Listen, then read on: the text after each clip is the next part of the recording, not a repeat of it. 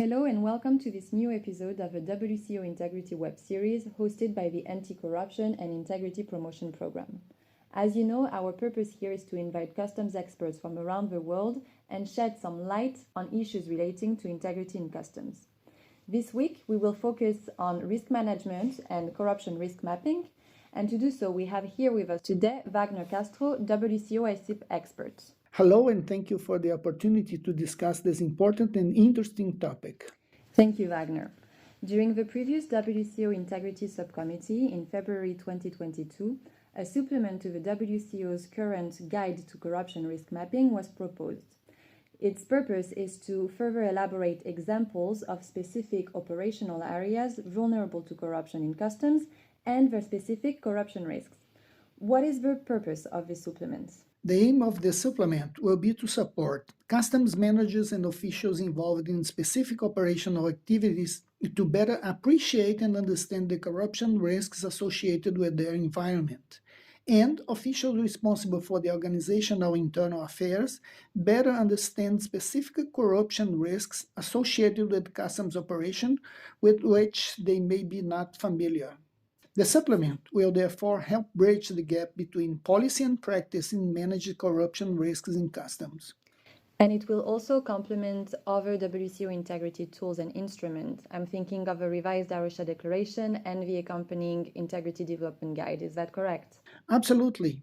These look at preventing corruption risks largely from the institutional level, such as those derived from levels of automation, transparency, human resources management, etc., across the organization. These institutional aspects can certainly have a major impact on risks on an operational level. Therefore, while the supplement focuses on operational level risks, it is assumed institutional level risks will also be considered using the aforementioned tools. Can you please tell us more about the approach to the drafting of a supplement? How will it be structured to better help the customs community? The initial approach of the drafting of the supplement is twofold. First, key customs operational process groups have been identified using existing standards and guidelines in order to maximize the applicability of the operations selected. Second, corruption risks have been identified using the fraud triangle approach, which is a way to explain an individual's decision to commit fraud, or in the case of corruption of customs official, abuse the power for personal gain. Let's start with the selection of customs operational process groups. The supplement will offer an overview of examples of key customs operational process groups that may be assessed for corruption risks. This includes pre-clearance, clearance, post-clearance, enforcement, and seizures, noting that some of these operations may overlap and reoccur at different stages. The respective risks have been compiled in each process group. Further operational process groups may be identified and assessed for corruption risks, and we can also expand to include mitigation measures and sources of international standards for each risk. One of the challenges in the selection of operational process for review, I can imagine, is to find the balance between finding process groups that are specific enough in order to link from policy to practice and make the supplement as useful as possible. And we also want to find process groups that are as standard or applicable as possible, noting that every customs administration will have their own and very specific standard operating procedures. Exactly. So, for instance, the selection of pre-clearance and clearance processes has been made following the revised Kyoto Convention.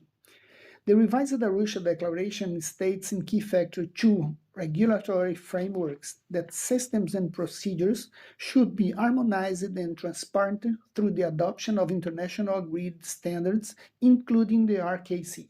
Nevertheless, the implementation of facilitation measures should be accompanied by an identification of the risks associated with them, including an awareness that the implementation of trade facilitation measures may lead to scenarios that increase corruption risks that need to be managed.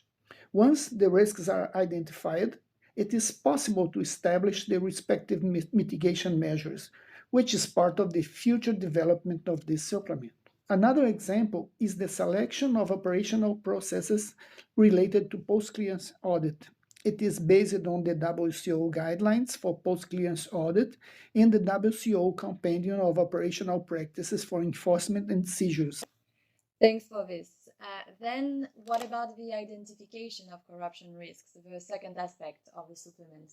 The supplement is focused solely on corruption risks. By that, I mean internal threats in customs operational processes. External risks, such as non-compliance, fraud, or smuggling on part of the traders are not considered, except for where they relate to corruption of customs officials. Nevertheless, the conditions leading to the decision of a customs official to be corrupt remain similar to those of an individual decision to commit fraud. Therefore, the identified risks of corruption occurs when there is a congruence of three factors: opportunity, motivation, and sense of impunity, in adaptation of the fraud triangle approach. Opportunity is the set of circumstances or environment that enables the act to take place and to be consummated. Need or pressure creates the motivation to commit an act of corruption. A sense of impunity is the belief that the perpetrator will get away with the act of corruption just like others around him or her which committed the same act. Each one of the customs operational processes was reviewed in its capacity to generate or promote the circumstances that may lead to an official's decision to abuse power for personal gain. And so this methodology complements the WCO risk mapping guide. Absolutely, and it has the additional advantage to allow the application of mitigation measures aimed at combating the specific factor that represents a higher threat.